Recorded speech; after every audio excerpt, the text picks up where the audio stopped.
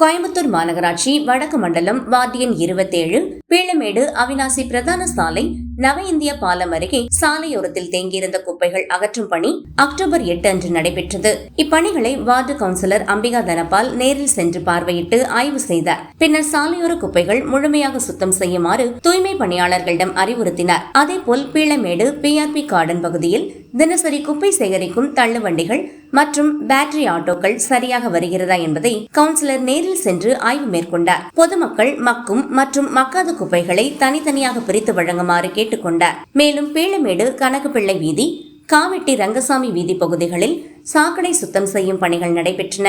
இதையும் கவுன்சிலர் அம்பிகா தனபால் பார்வையிட்டு சாக்கடை மண்களை சாலையோரத்தில் பொதுமக்களுக்கு இடையூறு இல்லாதவாறு அகற்றுமாறு பணித்தார். அதே நேரம் பீளமேடு நம்புரார் வீதி, வெற்றிலைக்காரர் வீதி, PSG நாராயணசாமி வீதி மற்றும் பெரநாயுடு வீதி, ஆனந்த் திருவேங்கடசாமி வீதி ஆகிய பகுதிகளிலும் தினசரி குப்பை சேகரிப்பு பணிகள் மேற்கொள்ளப்பட்டன. இப்பணிகளை நேரில் பார்வையிட்ட அம்பிகா தனபால் சாலையோரத்தில் குப்பைகள் தேங்காமல் தூய்மை பணிகள் தொடர்ந்து மேற்கொள்ளப்பட வேண்டும் என்றும் பொதுமக்கள் தூய்மையை பேணுவதில் ஒத்துழைக்க வேண்டும் என்றும் வலியுறுத்தினார்.